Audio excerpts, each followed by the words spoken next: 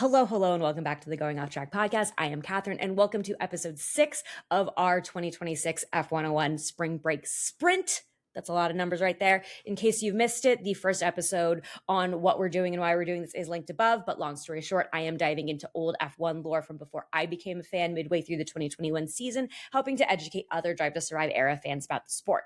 In yesterday's episode, I talked about all of the different family members who drove in F1, and there are kind of a lot more than you think, and they all kind of had statistically relevant careers, which is very interesting, at least to me.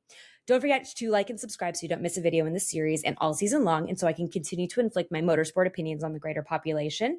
Don't forget to leave a 5-star review on your preferred podcast platform as well. Now, as I teased at the end of the last episode where I said, guess who, and it wasn't Max Verstappen. In case you forgot, Max Verstappen in 2023 won every race of the season except for 3. That's kind of absurd. Jeddah and Baku were won by Sergio Perez, and the Singapore Grand Prix was won by Carlos Sainz. That was the one and only non-Red Bull win in the 2023 season. And everyone was really excited about that, unless you were a Red Bull fan, and then you were kind of upset. And Singapore was Max's only non-podium finish of the season. But there's one driver who has had a 100% podium rate, and it also kind of broke Formula One, and that was Michael Schumacher in 2002. He went 17 races and 17 podiums in one of the most dominant seasons by a single driver.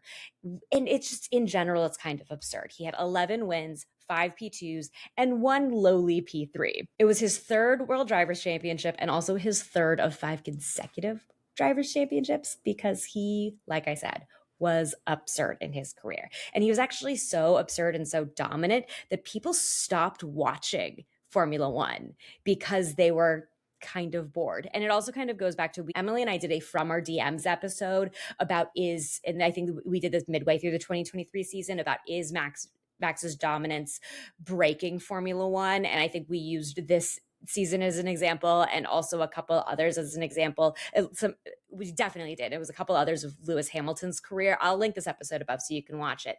But it's kind of, having 1 or 2 really good, really dominant drivers per season is really just kind of how F1 works. That's just something that historically is built into the sport.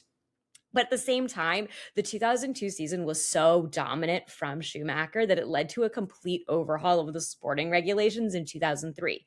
Unfortunately for F1 and the FIA and everyone who drafted those rules and probably did really, really work very hard on he also won that season anyway, so oops, good try. In 2002, he opened the season with 5 wins in 6 races. That worst finish was Malaysia, which was his P3 in the race that was won by his brother, Ralf Schumacher.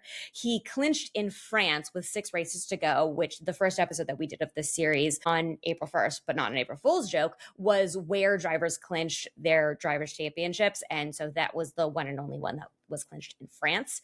And that year, Ferrari won the constructors' title with 221 points, 129 points ahead of Williams.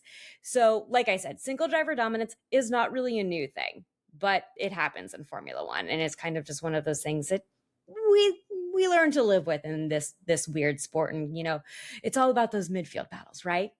Anyway, up next, we're going to go back to some one-offs, and we're going to talk about F1 circuits that we have only raced at once. That one's going to be a little bit of a longer episode. The last episode was a little bit of a longer episode, so we have a nice, short 4-minute episode for you here. Don't forget to subscribe so you don't miss out on a video, and I will see you in the next one.